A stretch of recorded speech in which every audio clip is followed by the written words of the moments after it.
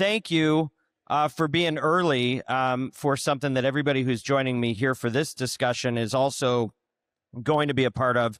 It's a big day and a big night where we're really shining a spotlight on what I believe is the heart of this industry, and that is independent creators. It's great that we've got this little engine that could industry that is podcasting, and that it started as this pirate radio thing that was hard to explain to people, and there wasn't really infrastructure. But now it's getting a lot more corporate, and that's not a bad thing. In many ways, that's a good thing. But what is important, I think, for us at Oxford Road that doesn't get lost in this whole process is the importance of independence, because that's really the heart of what this industry is about. And not everybody is independent. Not everybody has full control over their show and their business and their destiny. And so what we wanted to do is, in our prior panel, we wanted to have a discussion with some of the brands about the value they see on the buy side of working with independent creators instead of just kind of the usual suspects. So now we're going to flip it around with this discussion where we're going to talk to some of the leaders who are independent creators, kind of charting their own path about what that looks like. What are the costs? What are the benefits?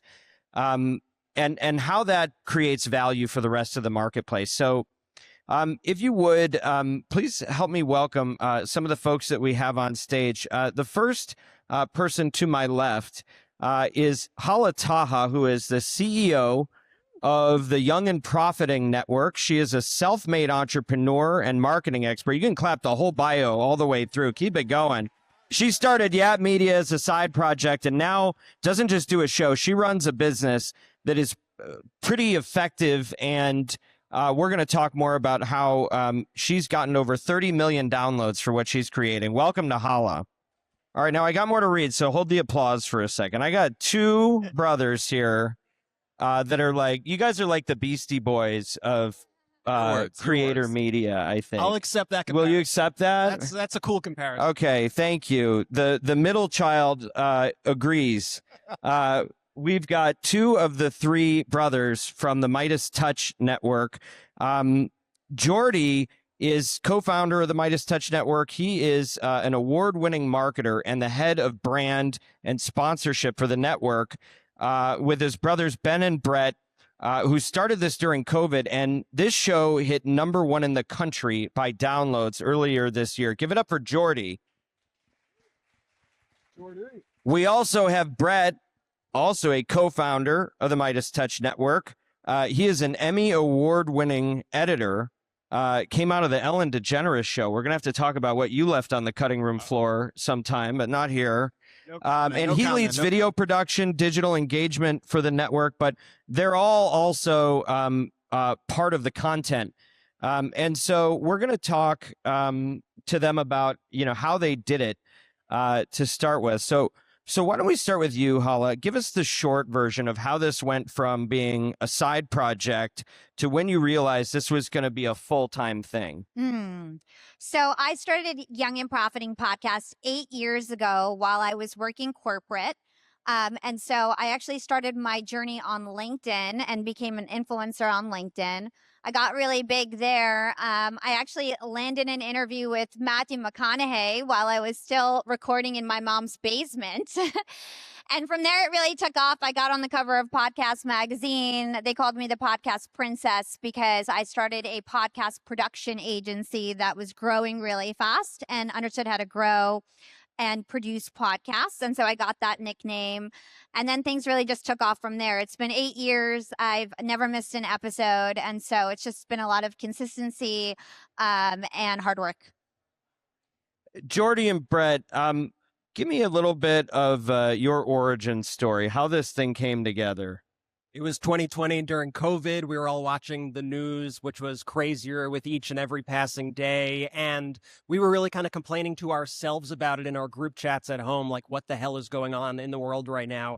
And we didn't know how to really put that energy into a productive and positive use. But we ended up building a network out of it. We decided, I'm sure there are other people who feel that the world is as crazy as we do at this moment. And so we built the Midas Touch Network, not really knowing where it was going to lead. We didn't have any followers or anybody. And we started doing the podcast, and we just started recording and getting stuff out there. And early on, the only listeners we had were our parents who liked the show, not really anyone else. And so it's a little soul crushing in the beginning, but we just grinded every single day. We all kind of had other jobs. Jordy worked in marketing. Our older brother, Ben, who's not here, was a civil rights attorney who represented Colin Kaepernick. I was an editor at the Ellen DeGeneres Show, and I was working for a TV and film production company at the time. And we just all looked to each other and we were like, is there a way we could put our kind of weird, unique blend of skills together and do something to hopefully make the world a better place? And so the Midas Touch Network was born, one follower, one listener at a time, just every single day, working really hard. I can't believe it is now almost 6 years later to the day.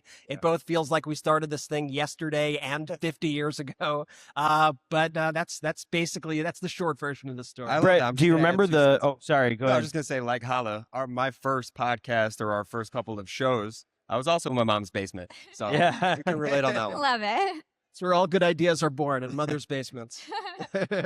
I wanted to ask you guys, what was the moment when you realized that it was going to pay the bills? Like you could actually make a living on this thing? I think the big thing for us is we actually never thought of it that way. We just really enjoyed what we were doing. We thought it was really important. We still think it's very important. We actually have never taken a second to honestly reflect. Like we just find ourselves in moments. 6 years later, all of a sudden we're on stage with you, Dan. This is nuts for us. Yeah. And so I never thought that I could make money in podcasting. When I first started, I used to go on like Clubhouse and tell everyone, you can't make money on a podcast. Meanwhile, now my career is basically growing and monetizing other people's podcasts. So the first 2 years, I made $0. But by the third year, we started really monetizing the show. And then it's just been kind of growing super fast ever since then.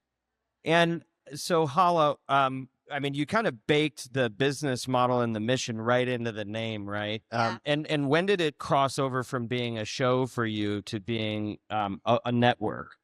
So 4 years ago, I started my podcast network. Essentially, I started a podcast and social media agency, and I grew 4 other podcasts to my size. I started then figuring out how to get sponsorships, and I never signed to a network, so I didn't know how it worked. In fact, Oxford kind of taught me the ropes because I would take calls with them and try to figure out what to do, how it works, what are the words that people use in the podcast network world. And I started getting us like traditional podcast ads, but I also really leaned into 360 campaigns. So monetizing across podcast, social, email, YouTube. And I really never had like a playbook. So I kind of just made my own rules, which is definitely an advantage of being an independent creator. Well, and you had worked for some big corporations, Yes. right? And you knew that you could have done the kind of entrepreneur thing or been part of a bigger system. Mm-hmm. What is the core difference doing it by yourself? Like, Well, there's more control. There's more flexibility. There was actually a period of time, the first year when I started my network, I had all the big networks trying to actually sign my network. And I did take a deal. And what happened was I was already sold out for the whole year. I took this deal. I thought it was going to be incredible because they had a bigger sales team. They had a huge name. But what happened is I got lost in the sea of other creators. I was not a priority. And then I lost control of doing my own sales. And so for like 6 months, they got like 10% incremental sales. And so I decided that I was going to take that power back. I also didn't like the transparency, and they were kind of old school. There was a lot of stuff like through email, and I thought I could do a much better job. So that's the point in which I was like, okay, I'm going to just recruit other shows that I don't produce and try to help them grow and monetize because I think I could do a better job. well, and Jordy, speaking of ad sales, since you're so involved in that part of the business, what do you see as the difference and what keeps you doing it yourself? Well, I want to piggyback on what Hala was saying. When you are in the weeds of every facet of your business, when you're in the weeds doing all of the sales, learning the language, CPM, what does this mean? You're not having other people do it for you. right? You need to learn it in order to sell it. And you just have such a better understanding of the entire industry once you're able to do those reps. Once you pick up the call, I mean, Dan, I won't say the brand specifically, but I think it was in 2022, you guys gave us our first shot. And I was just literally picking up the phone, Dan, to call you. And you put us on a prove it deal with one of these brands. And I think we knocked it out of the park. I'm not going to say those were your words, but You did. and all of a sudden it opened up an entire new business model for the network of how we can continue to monetize the operation. And if I were to sign with one of these big networky type of things, I wouldn't have had that mentality of I need to figure this out, or that full on understanding of how to actually sell it is what we're making and creating. So that independence has really allowed us to Totally. just grab the bull by the horn and just actually understand the business in levels that, I think early on could be nice for for a creator to kind of have these big PR departments, these big sales forces and stuff like that. But ultimately, you want to be you want to control your own destination, and you want to understand how the heck these things actually work. Who's going to sell it better than you? Exactly. I think one of the funny things that we've seen also is, we send Jordy to all the kind of ad conventions and everything all across the country. People are always shocked to see Jordy there in person, because usually there are network representatives and people there. They're like, what the hell is the host of the show doing here selling ads? But that's how in the weeds that, Jordy is, and that we all are with every aspect of the podcast and the business in general. Dan, back in the day when I was working my marketing job in New York, I had this boss, Steve Stout, brilliant marketing mind. He would say, it was one of his Stoutisms. He said, everybody wants a six pack. Nobody wants to do the crunches. My brothers and I, we love doing the crunches metaphorically, but we love putting in the work every day with all facets of the business, production, editorial, ad sales, you name it, we're doing it. I've given up on trying to get the six pack, just for the record. I have to say, so my podcast has like 45 titles now, and I represent all the podcasters I used to look up to in the self-improvement world. And you'd be so surprised. Even the most popular hosts that get millions of downloads have no idea how to monetize their podcast. And so I'm able to come in 2-3x what they were making before. They were signing guarantees, not even knowing how much their podcast was actually worth. And so when you're an independent creator, it forces you to understand how to really monetize every download, and it allows you to really punch above your weight. So I think I make a lot more than other creators my size because I just understand how to properly monetize my show and all the levers you need to pull to maximize your monetization. Well, and you really, Hala, have been involved, and it's interesting, Brett, because this was your background in the production side. What are the pros and cons of having the burden of having to manage all your own editing and infrastructure, technically?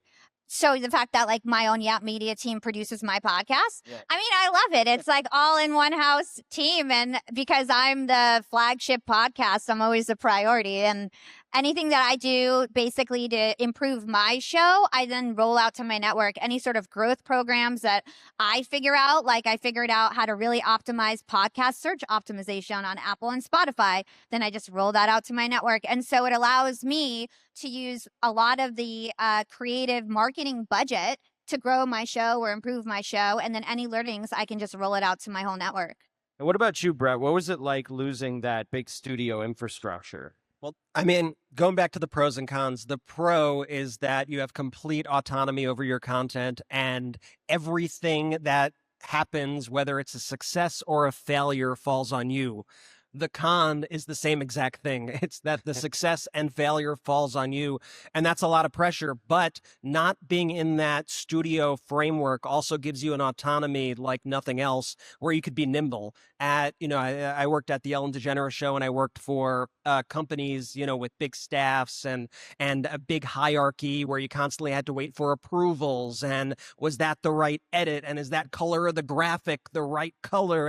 And you get so in the minutia of things and so lost in that. And there are so many people giving their opinions that something that could have been out in the world and you could have been on to the next project ends up taking way longer, when the way we do it is once we're satisfied as brothers, it's out in the world and we get to move on to the next thing. And that really is a liberating thing that I don't think that exists so much in other industries, especially, I came from film and TV, and I was working in film development, where there's something called development hell, where you're working on projects and you have a whole slate of upcoming TV shows and movies that you're doing, 99% of which will never be made. And you're going back and forth with studios on notes. And there's an instant gratification to running a network by yourself and doing podcasting that is so in people's ears in an instant, and doing stuff about current events that is just so unique. And it also kind of gives you that hit of kind of adrenaline because you're getting that instant feedback from your viewers. So you're also able to pivot in real time. This worked great. This didn't work great. Let's do more of that. Let's do less of this. And that's been really helpful in just evolving and growing. Both of your groups have had a lot of recent success getting some pretty big name guests. I just saw you did something with Mr. Wonderful, and I know you've had a lot of other people on. And I looked the other day, you guys had Hakeem Jeffries, and like you got a lot of people showing up now. How hard was it to get people to take your call and take the time to come and be on your show? Do you remember the breakthrough on that? Yeah, I mean, for me, from the start, I always had like a really high expectation, and I knew that it was a volume game. And so when I first started, I made a list of like 100 people that I wanted on my show, and I shot for the stars, and 2 people said yes. So then I took those 2 people, and then I mentioned to the next people, like, hey, so-and-so, it was like Dr. Jack Schaefer and Dory Clark said they, like, are coming on my show. Will you come on my show? And then by, like, episode 8, I had Chris Voss, and I just always had big guests because I didn't settle, and I knew that it was just a volume game. Someone's going to say yes. Even Gary Vee goes on smaller shows and tries to support. So there are people who just want to support other shows. And so if you just, have high expectations, do a lot of reach out, you can secure them. The entire industry at all facets is incredibly humbling. I'm not going to say I keep score of who said no to us early on from coming on the show, but I definitely keep score of who said no to us early on. I don't hold any grudges, but I definitely remember. It's a pro and con about being, in the independent space there, is because we do all our own outreach. And so I know who on the teams to reach out to. And I've established now we all have established great relationships with these folks and could get anybody on the show now that wants to come on. That wasn't always the case back in 2021 or 2022. You're just cold emailing, trying to find the right contact, just picking up the phone, making calls. Hey, do you know this person, someone that might be interested in coming? It was difficult. We'll get an email from a governor, and Jordy will be like, oh, now he wants to come on the show. Okay, I see. Okay, let's talk about starting on the Midas Touch side. You're dealing with some really delicate subject matter, especially today, right? Now more than ever, but like truly. Trust in institutions has basically collapsed. New media has a lot of trust. And, watching this and being kind of a part of supporting the new media ecosystem, it's been interesting to see the advantages of not having all those filters and all those guards and all those kind of corporate interests putting their thumb on the scale for what you talk about. But I also think there's another side to it that I want you to address. What are those challenges and struggles for you talking about some of the news items you're doing without all of the infrastructure and fact checkers? And, how do you think about that weight and that responsibility to make sure that what you're doing doesn't just get clicks and reach, but really has vetting that people can trust? Well, the truth is we take it very seriously, and we've built up over the past couple of years an editorial team and a team of contributors who are always checking facts and checking everything that we do. And we root really all of our content, even though it's political and about politics, and everything is obviously crazy and so polarizing right now.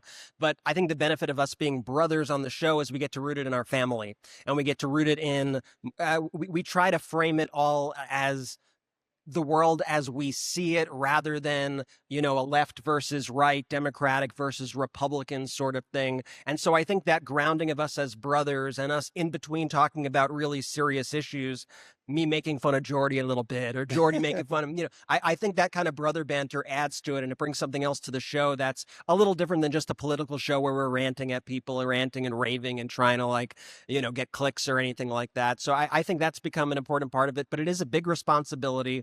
And we have seen so many people in the space who do opt to try to go, okay, let's go all in on this conspiracy theory because this is what's hot right now.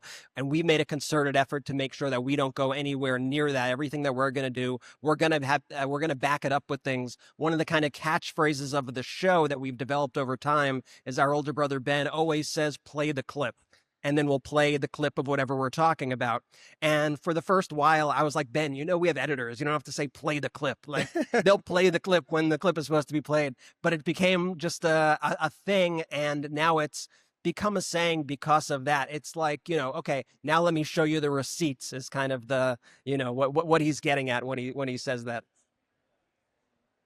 And in terms of just like, so how, and what do you do if you think about the things that like, the Times or the Post or the Journal have to do, like, do you do retractions? Like, how do you think about like journalistic practices and implementing that? Oh yeah, if we get something wrong on an episode, in the next episode, we'll say, by the way, we screwed up on that issue or that issue. It's actually this, but we really vet everything, pretty thoroughly before we go out with something and say it out loud. It's just, it's an important thing for us. Yeah, and look, it may feel intimate, right? That we're like this small, upstart, scrappy, three brothers. The reality is, because of where we are now, we've grown our team very large. So we have editorial, we do have fact checkers on the staff. We have, tons of different producers, written producers that run our website. And so we have a full-blown team that we've been able to develop to keep us honest on these things too, and make sure that we're staying up to date. And the authenticity of it, which I think might be a little bit of a marketing buzzword these days,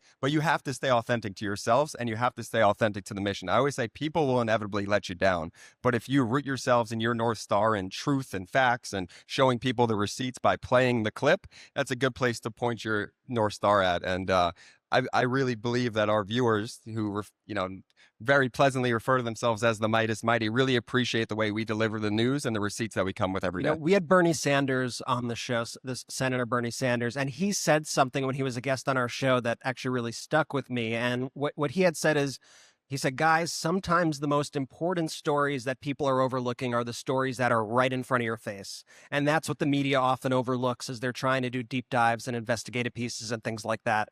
And I internalized it because I think that is so much of what our network is rooted in. These are the stories that are happening in front of us. This is what this person said. Let us show you what this person said. Let us show you what that person said. Let me show you what's happening here. Let me show you what's happening here. And we'll give you our opinions on it, of course, but it's going to be based in us showing you what is happening rather than us trying to conjure up something, which is why the playing the clip is so important to us.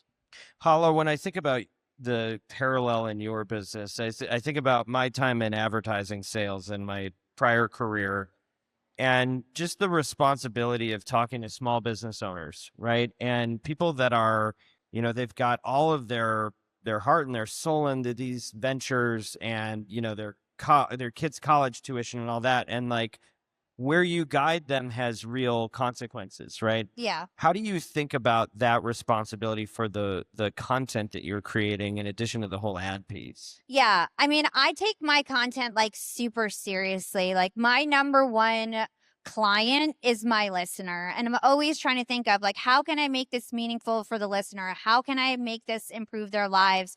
What kind of guests do I need to bring on that's actually going to educate them? And so we are really selective in terms of who we bring on, what we say on the show, and then also what advertisers we bring on. My show is always sold out. I have 6 brands per show, and I really want to make sure I'm endorsing products, especially since my show is a business show, that I actually use, that I actually like, so that my listeners don't waste their money on brands that don't work for them. And Hala, you interestingly, you have a killer track record of advertisers, without exception, exceeding their goals. Which is, I don't know if anybody can really fully get their head around what that means, that you literally bat 1,000 in our experience. That's not a normal thing. What do you chalk that up to? Well, I was saying that my number one client is my listener. My second client is my advertisers. And I take that really seriously. And I think I take that a lot more seriously than other podcasters, which means that I won't sell things that I know won't convert. So, for example, I pioneered monthly flights in the industry. Before I did that, and I think a lot of people, even at Oxford, can attest, everything was sold episodically. So people would buy ads per episode. That's what that means. I didn't think that worked. And I thought that things needed to be repeated in order for listeners to really understand the product and actually take action, because podcasts are really top of funnel. And so I would only sell monthly flights, and I put my foot down on that. Performance skyrocketed for me and for all my podcasts. On top of that, I gave incentives. If you buy a monthly flight, we'll add some added value so I can make sure that we hit performance. So that might be email newsletters or an Instagram post or a LinkedIn, post, just depending on where, our creators get the most value or the most impressions for what they're posting. So monthly flights, added value, doing extra things, like especially, for example, I love to get sponsored by clothing brands, but my show is a business podcast. And so I know I have to work a little bit harder to keep those clothing brands happy. So that means I'll do Instagram reels for free just to keep those brands happy. So doing the added value. We're going to talk about your values in a minute. Okay. Your track record's not too shabby, but I want to stay with Hala for a second, because perfect is hard to beat. I just want to say back to you, and for the audience that is here and the audience that's going to hear that in the future, what a critical point of differentiation that is for a creator. If you go and buy a show, when there's somewhere there's a party going on tonight, and somebody's going to pitch a show there, and they want you to test it if you're an advertiser, and they're going to tell you how exciting it is, once in a lifetime, come get in the front, and they're going to give you a lot of razzle dazzle, and you're going to take your money and you're going to put it in that show, and the show may work and it may not work, and then you're going to find out what next. It didn't work. Are they going to say pound sand? Are they going to say, well, we'll try to give you a few extra impressions? Or are they going to go so far with their own inventory that they're going to say, I'm going to run additional media until you get to your goal? And I think that's what Hala's talking about. And I just want to underscore the fact that you can't get that everywhere. You don't get that level of commitment through the usual suspects. That is not the corporate way. And so, go ahead and pile on, but I think that's... Yeah, I think the other thing to notice, so I have a podcast network as well. And so because I want to keep this reputation of having a perfect score and doing a good job, I'm actually really selective with who I bring on. And so I look at all of their downloads, where are their downloads coming from? Are they bloat downloads? Are they fake downloads? I'm looking at their engagement on social, on YouTube, and I'm trying to make sure that they actually have a real audience that's going to convert. And I'll cut podcasters that get a lot of cancellations because I don't want that to hurt our reputation. So It's not only me thinking about how I can make sure that my show does well, it's also like, how do I make it mandatory for my creators to do the things that I do that I know work? So moving back to the Midas Touch side of this conversation, your business may hold the record for the most success stories in terms of volume. And, I'm not usually involved in the deals we do with our partners directly, because we've got a really, wonderful team that leads this industry in that way. But it was sort of the way that we met with Midas Touch was Jordy and I were put together by a friend, and I saw an opportunity and I reached out to him, and he was eager to not just get the money, but to make us successful and to build a partnership. And I remember being like, okay, Jordy, this thing needs to work.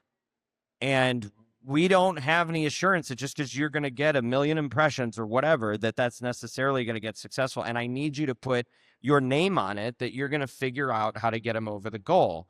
Because that first impression with the advertiser is everything. They're not going to come back if you screw them.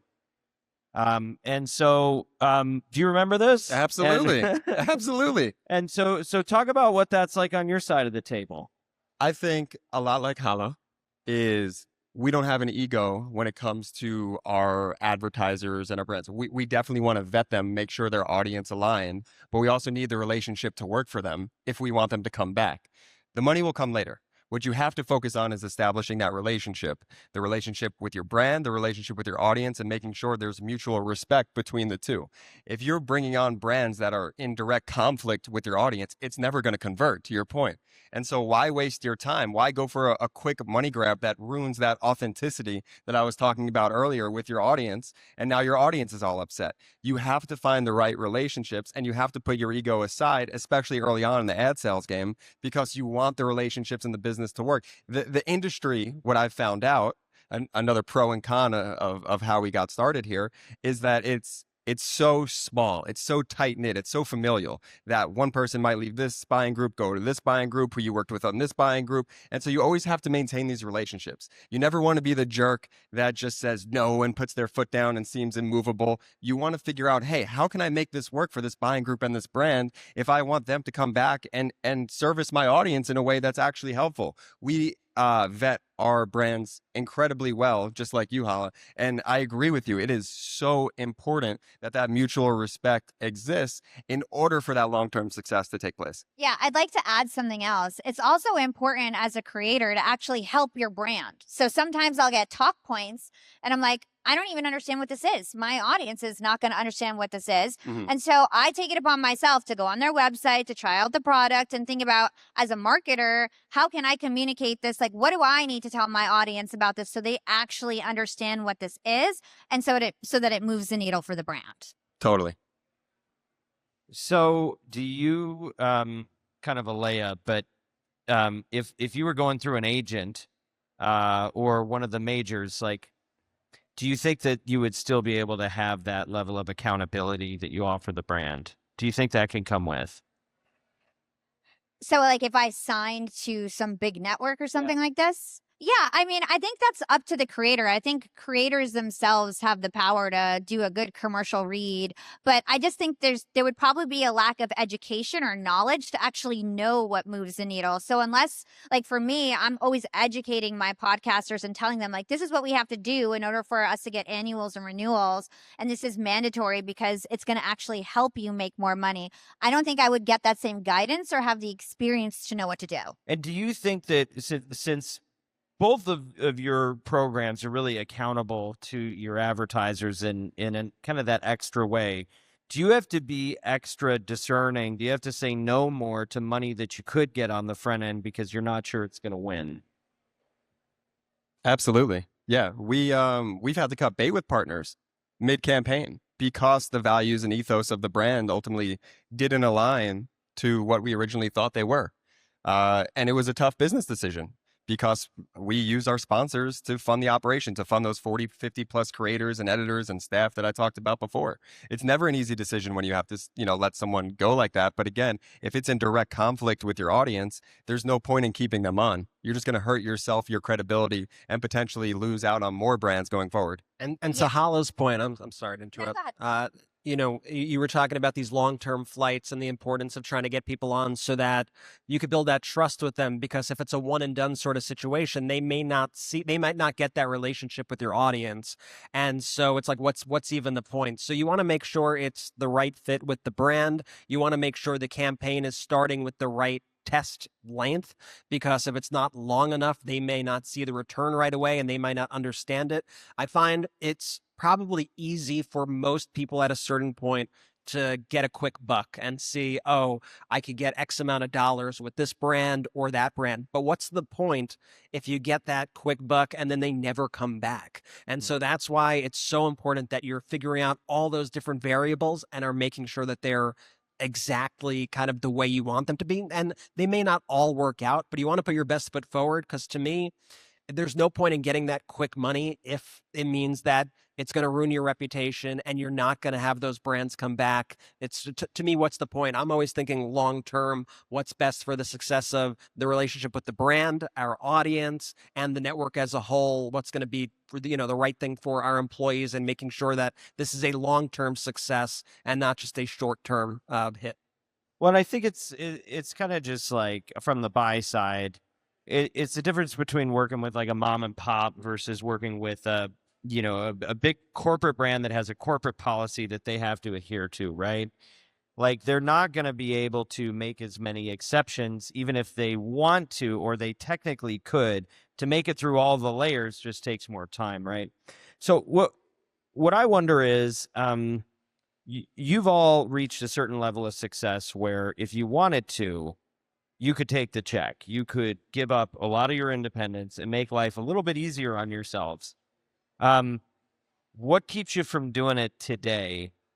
And is there anything that would ever change that? I think I make more money being independent. Yeah. I think I'll always make more money being independent because I So get to take... you're in it for life. Yeah, I'm gonna be. I mean, one day it might be old and profiting, but yeah, I'm gonna be podcasting, I think, till I retire. Yeah, I think we definitely couldn't get to where we were without the independence. There would be way too much in the way. And I think, what a lot of people often forget about kind of our origin story is in the beginning, we were just people would invite us to be guests on their podcast because of the videos we would do on social media.